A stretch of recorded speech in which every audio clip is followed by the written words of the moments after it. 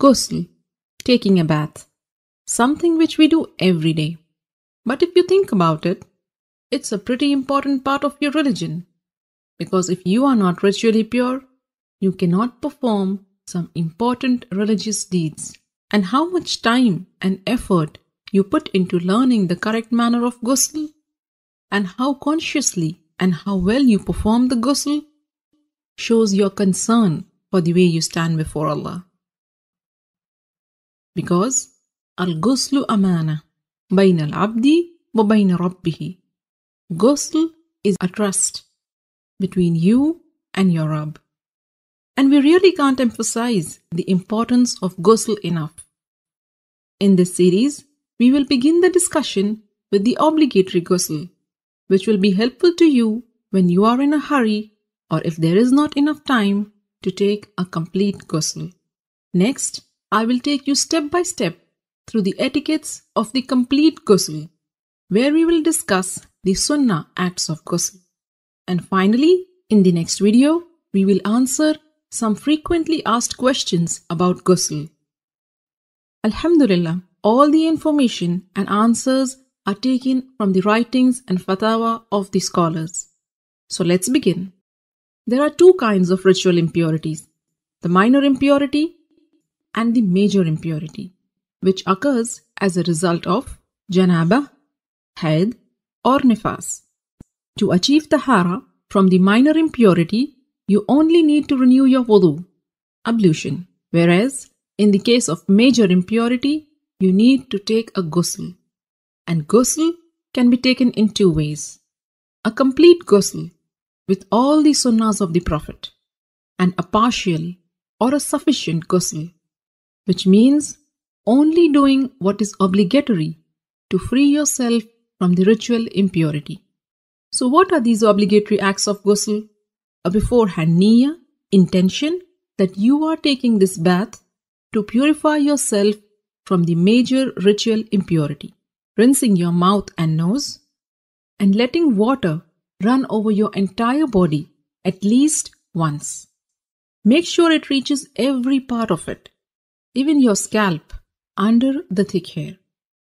If you manage to do this much, then you have purified yourself from the major ritual impurity.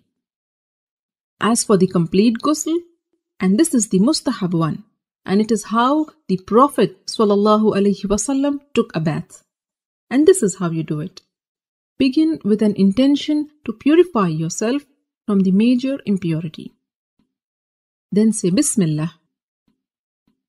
Wash your hands 3 times.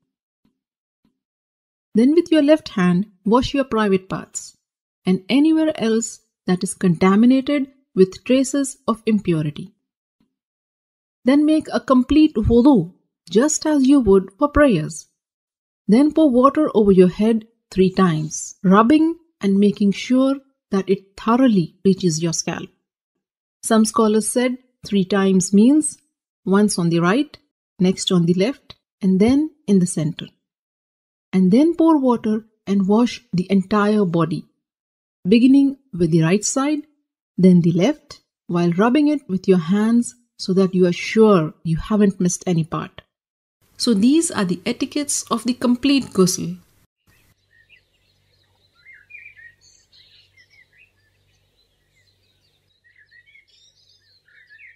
Ghusl essentially means letting water run over every part of your body.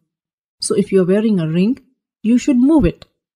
And if it is so tight that the water won't reach the skin underneath, then you have to remove it. Cosmetic items which form a barrier and prevent the water from reaching your skin must also be taken off. In a narration of Maymuna radiallahu ta'ala anha, it is mentioned that the Prophet sallallahu alaihi wasallam moved away from the spot where he had been taking ghusl, and then he washed his feet. Shaykh Ibn al-Uthaymin rahimahullah explained that what is apparent from the various narrations is that the Prophet washed his feet after ghusl only when there was a need.